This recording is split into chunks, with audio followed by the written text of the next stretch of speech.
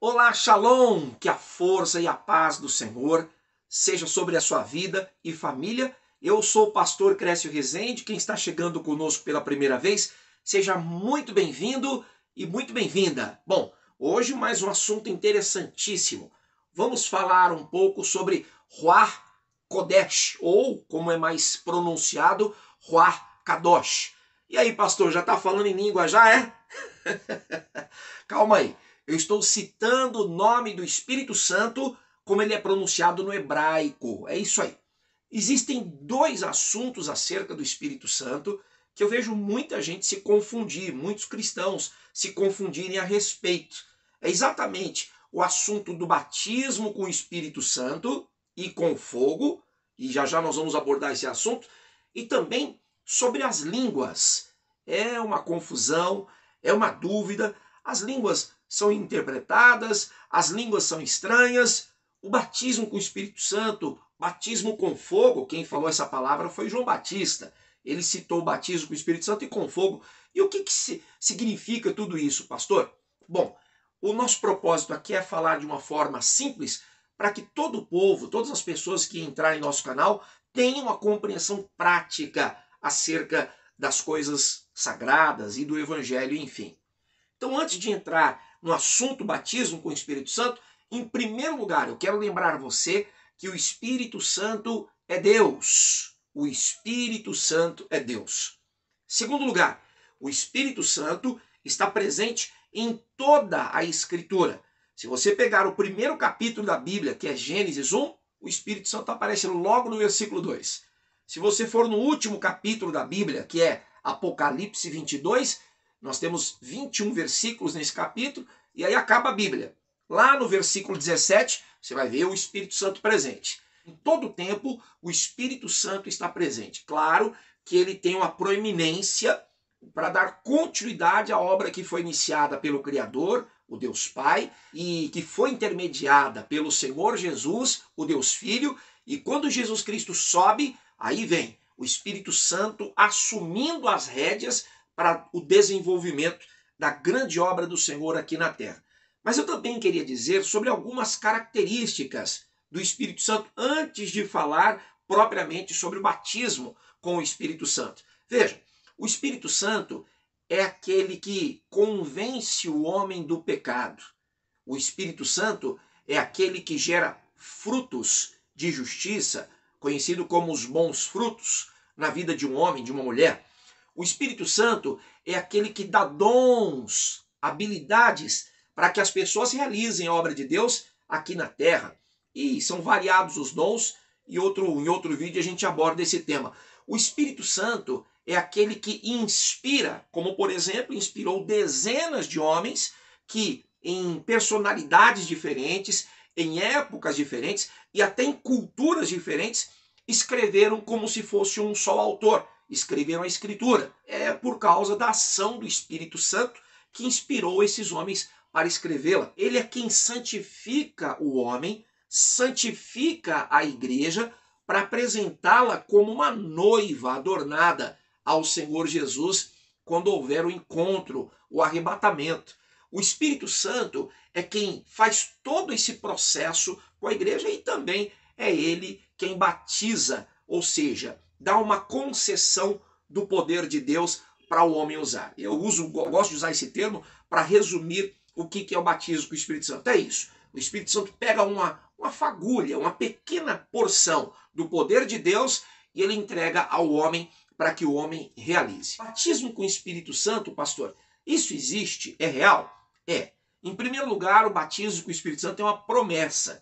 Nós temos essa promessa descrita lá em Joel, capítulo 2, versículo 28. E olha que Joel foi um profeta que profetizou cerca de 800 anos antes do Senhor Jesus. Bota tempo nisso, né, meu amigo? Pois é.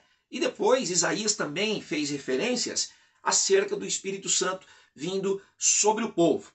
Mas na prática, o que vem a ser o batismo com o Espírito Santo? O batismo com o Espírito Santo, a princípio, é um revestimento de uma capacitação espiritual que é dada aos homens e mulheres de Deus para a realização da obra. Essa capacitação, ela não vem de escola, de faculdade, de cursos, de coach. É uma capacitação que não pode ser passada, por exemplo, de um pai para um filho. É uma capacitação que vem direto de Deus. Por isso que ele prometeu. É como se Deus falasse assim: olha, eu prometo a vocês que eu vou conceder um pouco do meu poder para que os homens da terra realizem a minha obra, tal qual o Senhor Jesus realizou aqui na terra. Jesus fez coisas maravilhosas, não fez? Pois bem, o próprio Senhor Jesus foi revestido como homem, foi revestido deste poder quando ele se batizou nas águas. E essa promessa se estende àqueles que se envolverem com a obra do Senhor, para pregar, para orar e para ajudar as pessoas. Então essa capacitação que a gente recebe com o batismo com o Espírito Santo é exatamente para a realização da obra e para ajudar as pessoas. Então como é que a gente ora e uma pessoa é curada? A gente ora e uma pessoa é transformada. A gente prega e uma pessoa que às vezes era até cética, ou uma pessoa que não acreditava em nada, um ateu, passa a acreditar. É por causa dessa capacitação que o Espírito Santo de Deus realiza na vida daqueles que fazem e se dispõem a fazer a obra do Senhor, a pregar o Evangelho. Aliás, eu quero até citar alguns exemplos. Eu estava estudando aqui na própria Bíblia, né? Eu gosto de estudar na Bíblia, no livro. Mas aqui para ler para vocês fica mais fácil acompanhando aqui pelo celular. Então eu vou abrir aqui o texto e vou citar para você como que essa capacitação se traduz na prática. Olha o que está escrito em Atos capítulo 4, versículo 8. Preste atenção. Então Pedro, cheio do Espírito Santo, lhes disse: principais do povo, e vós, anciãos de Israel. Você vê? Pedro era um homem simplório, com pouca letra, pouco estudo, mas cheios do Espírito Santo, que foram, inclusive Pedro, ele tinha capacitação para falar com firmeza, com ousadia, até para pessoas que socialmente ou intelectualmente estavam muito acima dele. Ele está falando com os principais, com os anciãos, com os líderes do povo ali em Jerusalém. Olha outro exemplo, aqui mesmo em Atos 4, no versículo 31 agora. Olha que interessante. E tendo eles orado, moveu-se o lugar em que estavam reunidos e todos foram cheios do Espírito Santo e anunciavam com ousadia a palavra de Deus. Então veja, a pessoa sem o Espírito Santo e sem esse poder, essa concessão de poder, ela não tinha coragem para falar, não tinha sabedoria, não sabia nem articular as palavras. Você já percebeu como que um pregador, ele articula, ele fala, tem convicção? É por causa da presença e do poder do Espírito Santo agindo. Agora, olha esse episódio aqui, esse caso aqui de Atos capítulo 7, o camarada aqui é o Estevão. Ele era um diácono da igreja. O Estevão aqui estava sendo apedrejado e morto. É isso mesmo. Estevão estava sendo morto nesse momento. E aí, por causa do Espírito Santo, olha o que aconteceu. Mas ele, o Estevão, estando cheio do Espírito Santo e fixando os olhos no céu, viu a glória de Deus e Jesus que estava à direita de Deus. Que experiência, hein? Aonde que você acha que uma pessoa poderia ter capacitação para na hora da morte? Ele estava sendo morto por pregar o Evangelho.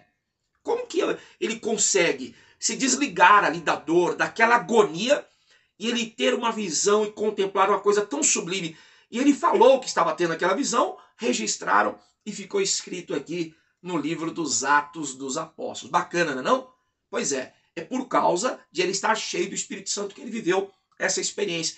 Percebe a capacitação que o Espírito Santo traz aos homens? Agora olha essa situação aqui, ó. Em Atos 13, o apóstolo Paulo estava pregando e tinha um homem lá, um homem até nobre. E esse camarada queria ouvir a pregação de Paulo e Barnabé. E ele procurou Paulo, procurou Barnabé e queria saber, queria que pregassem para ele. Mas chegou um camarada lá do lado dele, conhecido como Elimas, aliás. Elimas era um tipo um feiticeiro da cidade. E esse Elimas ficou: ó, não dá ouvidos para Paulo não, hein? Não dá ouvidos para o que Barnabé diz não. E aí, de tanto ele ficar perturbando o Sérgio Paulo para não dar ouvidos, sendo que Sérgio Paulo estava buscando porque ele mesmo queria, aí o Paulo falou isso aqui, ó, cheio do Espírito Santo, quer ver? Todavia, Saulo, que também se chama Paulo, cheio do Espírito Santo, fixando os olhos nele, disse: Ô, filho do diabo, você não vai parar de perturbar não, meu amigo? Então você vai ficar cego a partir de agora. E o homem ficou cego. Você vê que coisa? Impressionante, né? Tudo isso era o resultado desta capacitação que o Espírito Santo trazia aos homens que eram cheios do seu poder. Isso é muito interessante e você precisa compreender isso. E quem não é batizado com o Espírito Santo e que leva e quer conduzir, crescer na vida cristã, precisa deste revestimento de poder, porque é ele que nos dá condições, capacitação para toda a vivência no reino de Deus, na realização da obra do Senhor. Agora, olha só, muitas pessoas fazem uma confusão com o termo batismo com o Espírito Santo e com fogo. Então, deixa eu mostrar para você agora, também em textos bíblicos, as expressões que são usadas acerca do batismo com o Espírito Santo. Aqui em Atos 10, 38, falando a respeito de Jesus, está escrito assim, olha: como Deus ungiu a Jesus de Nazaré com o Espírito Santo e com virtude, o qual andou fazendo bem e curando todos os oprimidos. Você reparou o termo que foi usado aqui? Revestiu com o Espírito Santo e com virtude. Então aqui tem um termo chamado virtude. Lá em Atos 1:8 também usa o mesmo termo, virtude. Já em Lucas capítulo 24, o próprio Senhor Jesus, falando sobre o batismo com o Espírito Santo, esse revestimento, o Senhor Jesus usou esse termo aqui, ó. E eis que sobre vós envio a promessa de meu Pai, a promessa do batismo com o Espírito Santo. Aí ele diz: ficai, porém, na cidade de Jerusalém, até que do alto, aí ele usa esse termo, ó, sejais revestidos de poder. Então nós acabamos de ler em Atos, e eu citei duas passagens que se usa o termo virtude, e aqui Jesus usa o termo poder. Só que João Batista, quando ele pregava e batizava com água, ele usou essa expressão. Ele falou: olha, eu batizo vocês com água. Tem um que vem aí, ele tem o poder de fazer um batismo mais poderoso do que o meu. O meu batismo, ele é físico, é terreno.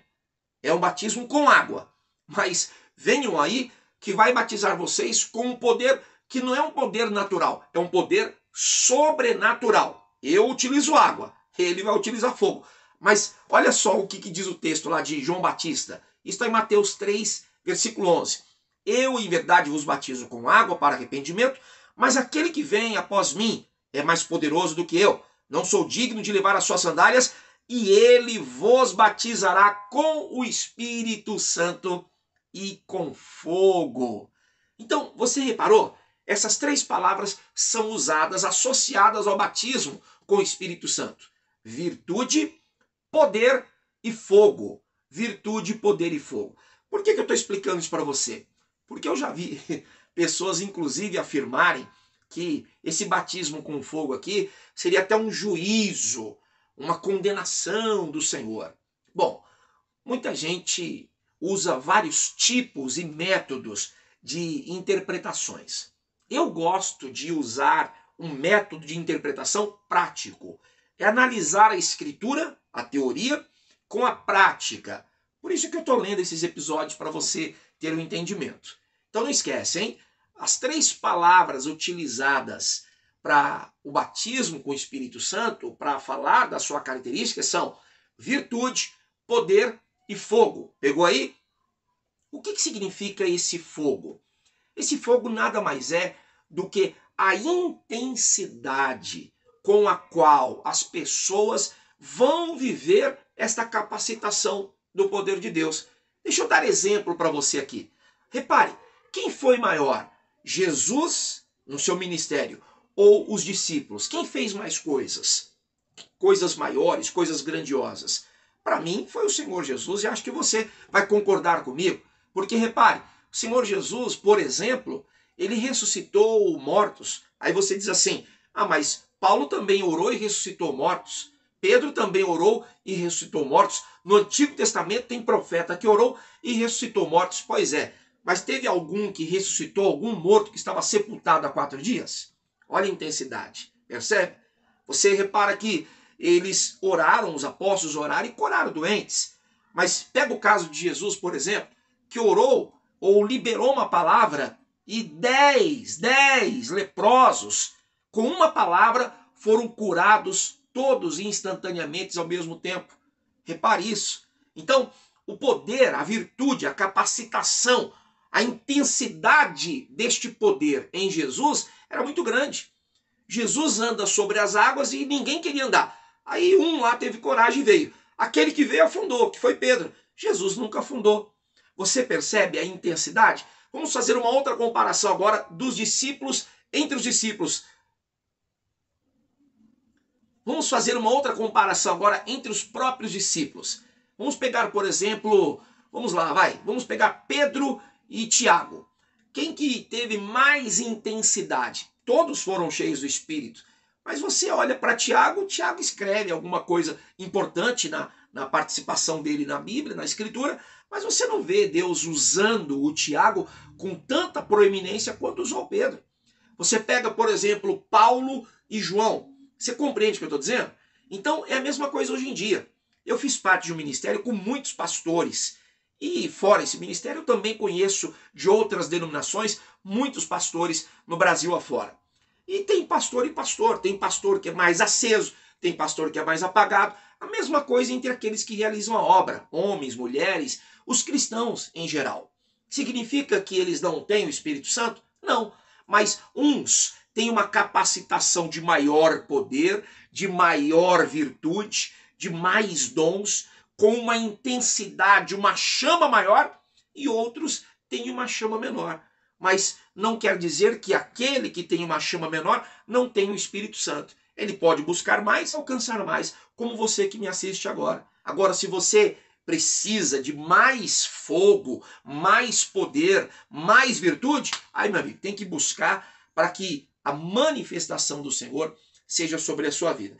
Eu quero concluir com um texto que está aqui em Romanos. Esse texto é muito legal e faz sentido nós fecharmos. Esse aqui eu vou ler no próprio livro, na própria Bíblia. Romanos, capítulo 12, está escrito aqui, ó, no versículo de número 11. Olha que legal. Não sejais vagarosos no cuidado, sede fervorosos no espírito, servindo ao Senhor. Ok? Então, não seja vagaroso não. Seja fervoroso. Busque poder, busque virtude e pegue fogo mesmo. Você vê o que os homens que foram incendiados pelo poder de Deus, pelo poder do Espírito Santo, pregaram a vida inteira, fizeram coisas grandiosas e as suas vidas foram usadas para mudar a vida de multidões, de cidades, de regiões, e Deus assim concluiu grandes obras através deles. Deus quer fazer grandes obras através da minha vida, através da sua vida, então vamos ser fervorosos do Espírito. No próximo vídeo eu vou falar sobre línguas e vai ser muito interessante nós aprendermos sobre esse assunto. Compartilhe esse vídeo, envia para alguém que você sabe que vai ser muito útil e até o próximo vídeo e vamos pregar até Jesus voltar. Que Deus te abençoe, forte abraço e até lá.